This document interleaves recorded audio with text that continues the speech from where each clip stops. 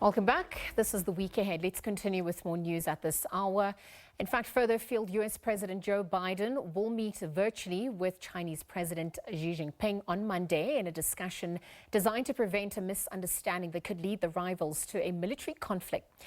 Now, whilst the summit comes at a time of high stakes in the relationship of the two countries, the Biden administration has continuously sought to downplay expectations for the meeting by stressing that the U.S. in fact won't be asking for any specific outcomes. But to unpack all this and perhaps more, our SABC International News Editor Sophie Mokoena joins us to explore further. A very good afternoon to you. Thank you very much for joining us here today. Thank you so much, Liezle.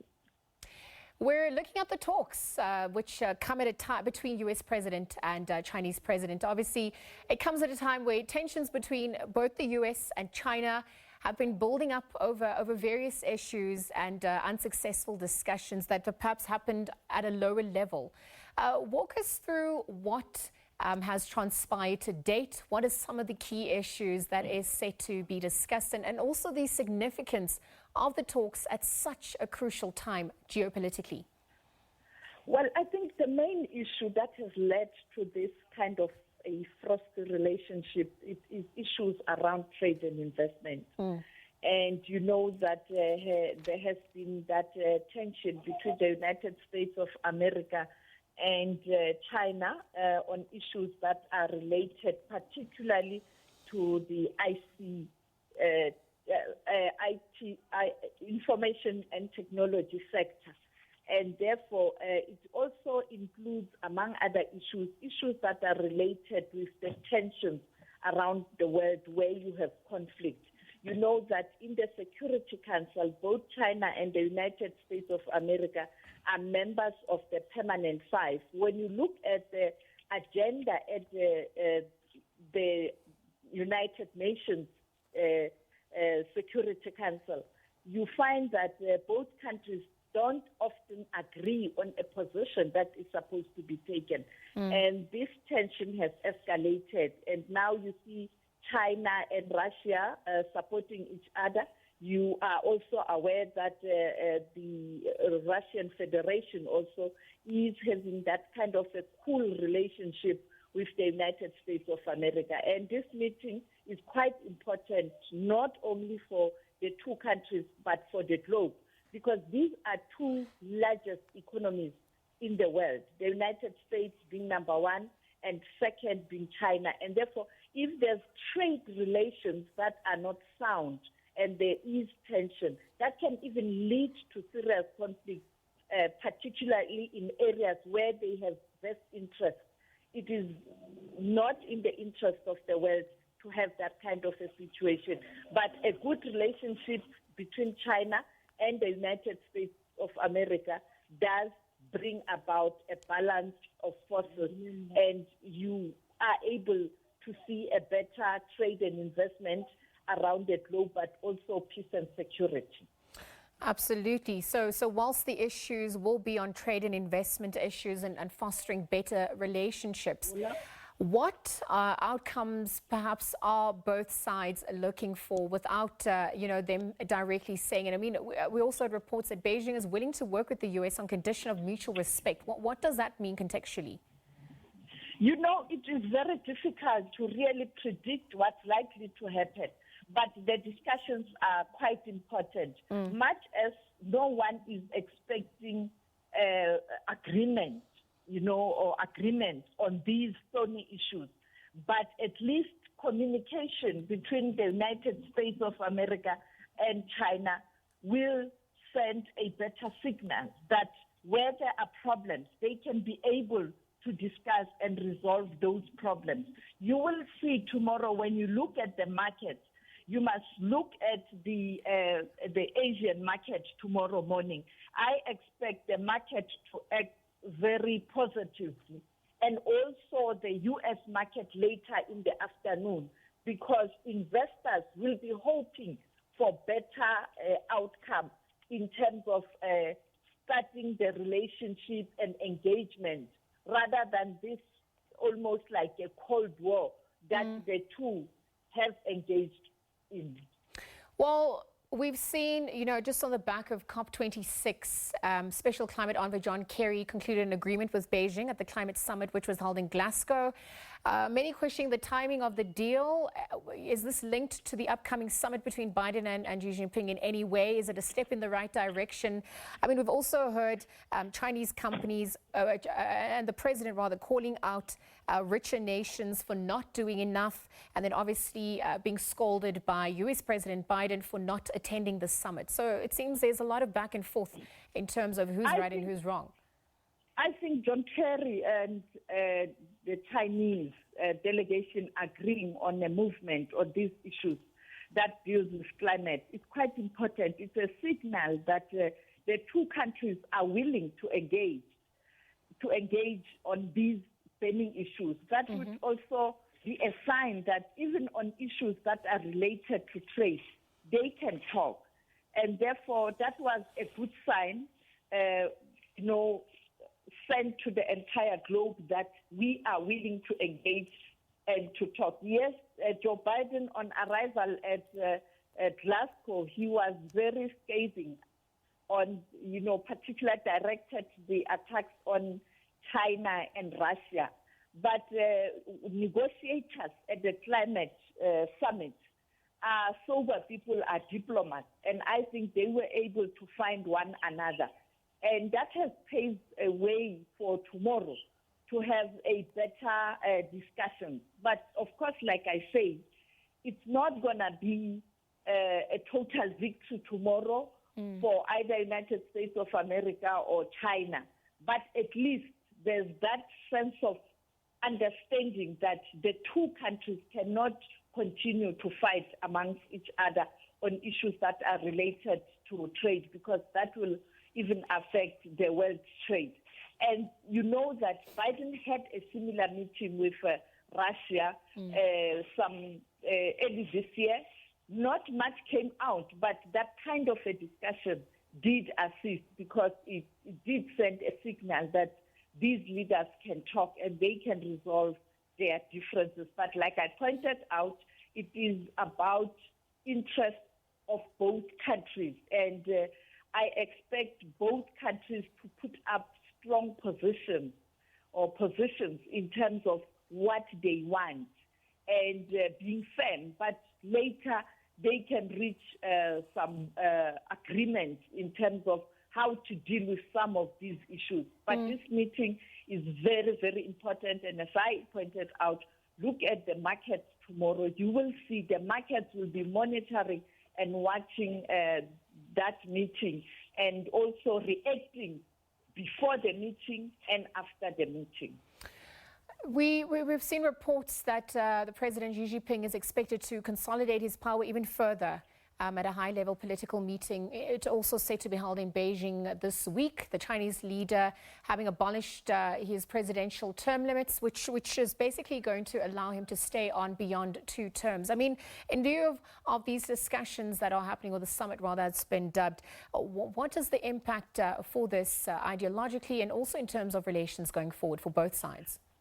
Politically and ideologically, I think we know what is the position of Xi Jinping. Yes. He has made it clear on many occasions in different forums where he participated virtually since last year that no country should dictate to the other country how it should conduct its democracy. And therefore, on that one, I can tell you there's no way he can reverse that position. Of course, the United States of America will also emphasize the fact that they stand with democratic norms and values and countries. But of course, people will question, what is democracy? And in your own standards, United States of America, what is democracy? And therefore, on that issue, I can tell you there's no way they will agree. And it will be a call from China to say no one should interfere in the affairs of other countries.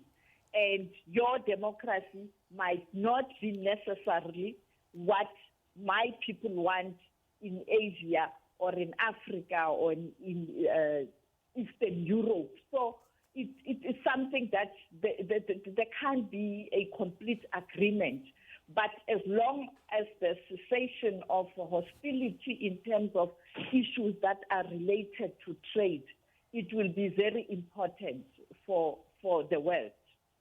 As COP26, is wrapped, and we're looking at some of the pledges and demands that have come forth, the demand by developed nations, the emerging economies should hurry up and clean up.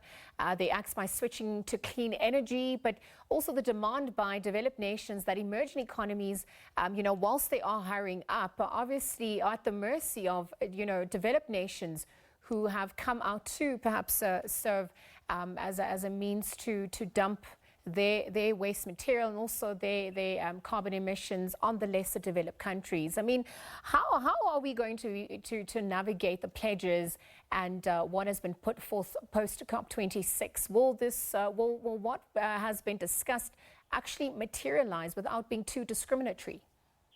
For me, the communique or the text, it was just a space-saving event, because not much has happened. I mean, there was no major movement, particularly from the developed countries. And on the other hand, the developing countries also stating their position clear that they want a just agreement in terms of moving the agreement and the implementation thereof. And therefore, for me, yes, I hear the Secretary General of the UN saying something was achieved, but truth be told, he has no choice. He's a senior world diplomat. He has to be balanced in whatever he says. But there was that text is now watered down. And therefore, many people are saying they are hoping that COP27 might yield much needed results. It will depend on the negotiation skill of that particular host countries.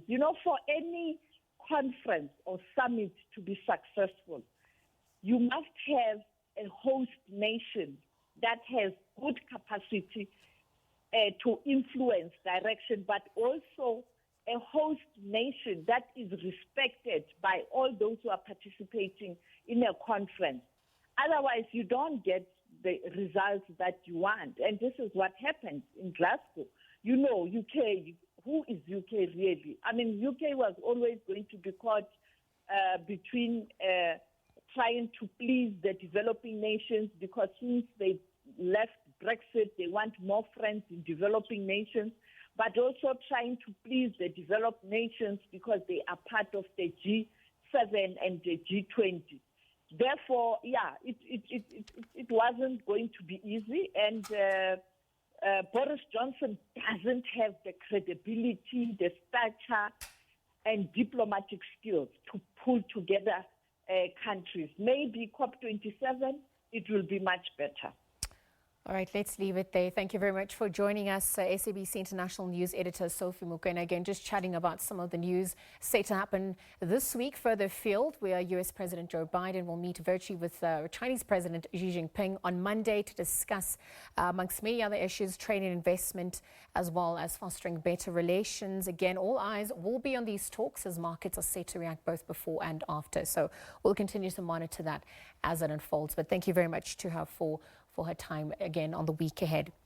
As we take a look at more news at this hour, we are going to take a quick ad break. On the other side, we'll chat about the Intra-Africa trade that's set to happen. Businesses obviously looking at ways to participate and also leverage off the deals that could, contribute to the increasing trade relations across the continent, and also on the back of what's happened due to COVID-19. So all that and more on the other side. Stay tuned. We'll be right back.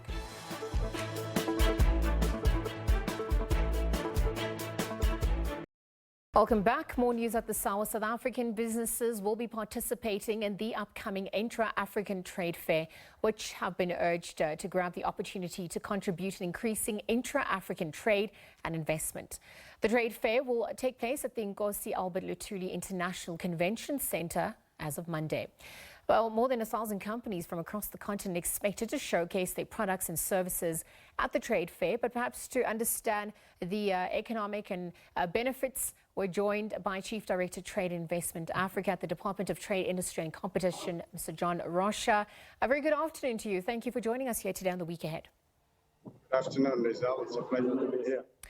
John, contextualize it for us. So walk us through what the Intra-African Trade Fair is all about. What are the objectives rather that it seeks to achieve this time round? Thank you very much for giving us this opportunity. As you all know, the African continent has been striving for some time now to promote economic integration and development of the continent. This has resulted in the adoption of a number of instruments, including among these the Agenda 2063, which had identified a number of flagship projects, one of which was the Africa Continental Free Trade Agreement, which started trading on the 1st of January 2021. And as part of this greater effort to increase the levels of inter-Africa trade, the African Union, together with the AfCFTA Secretariat, supported by the Afrexim Bank, have launched this initiative in 2018 to begin to create a platform that would enable African companies to showcase their products, to enable them also to interact and network with one another, and then ultimately negotiate and be able to conclude certain business transactions, be it in terms of investment or in facilitating trade. That's essentially what it is all about. John, and this year's, yes? Speaking of the Africa Continental Free Trade Agreement and perhaps leveraging of the opportunities it presents, with this newly established agreement, obviously it's going to be creating a single continental market for goods and services with the free movement of business persons and also investments, hopefully across the value chain. How much are we hoping South Africa will raise from this trade fair? How will it boost the economy along the value chain? Walk us through what the expectations are on that front.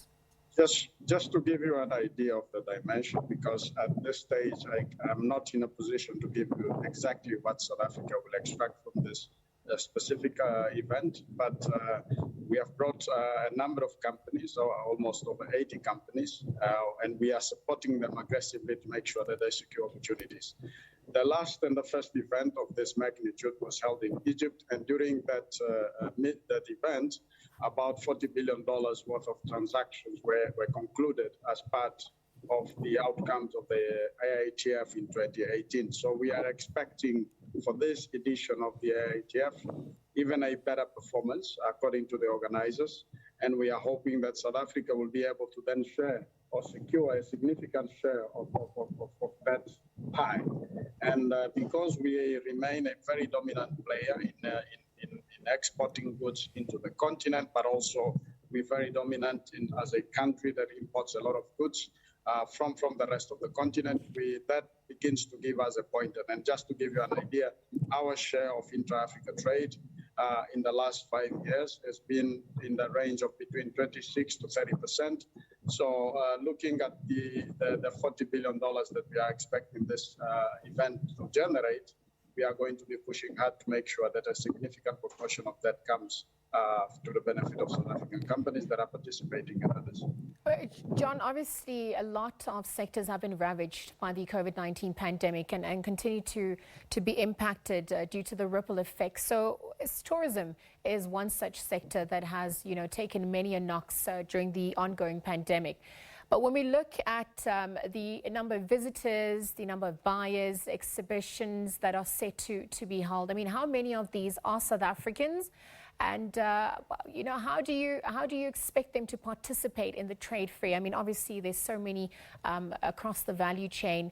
Also, what sort of goods and services will be on display?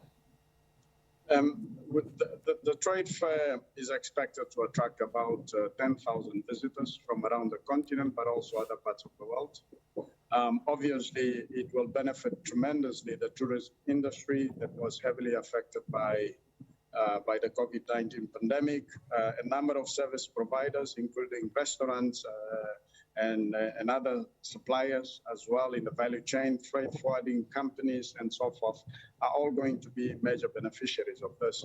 And part of the program that we as South Africa have crafted is during the duration of the trade fair to also begin to extend a number of activities that is part of our national strategy to take them to some of the townships where they will then be able also to impact and benefit our SMMEs in the South Township economy. So there is a much broader program that will benefit the rest of the South African economy. And I think also the fair will allow South African companies, of the companies that we are supporting as the DGIC in this activity. They produce from machinery and equipment, foodstuff, fresh fruits, fresh produce, as well as mining equipment, also some in the sugar industry, leather and footwear industry. And all of them are going to be given an opportunity not only to showcase that to the South African buyers, but also to buyers from around the continent and also the other parts of the world. And also, if I may just add, there is, in addition to the physical component of the trade fair, there is a virtual exhibition to which the South African participants or companies that we are supporting will also then be able to export, to display their products and services to a much wider audience around the world for the next 2 years. All right. Thank you, John. Again, as the country looks at ways to recover from the COVID-19 pandemic, thank you for your time. South African businesses will be participating in the upcoming Intra-Africa Trade Fair, which obviously having been urged to grab the opportunity to contribute to increasing intra-African trade and investment. Again, as John mentioned, the trade fair taking place at the Nkosi Albert Lutuli International Convention Center as of tomorrow, where thousands of companies from across the continent and visitors amounting to about 10,000 expected to showcase their products and services at the fair trade. Again, Chief Director of Trade and Invest Africa at the Department of Trade and Industry and Competition, John Rosha, joining us for a chat on what we can expect on that front. And in other news now, of course, we're going to take a look at the last, actually, that's where we're going to leave it for you today. It has been an absolute pleasure, as always. Looking forward to what's in store for the week ahead. We're going to leave it there for now. From myself, Liezle Wilson, and the team, until next time, stay safe, and it's goodbye for now.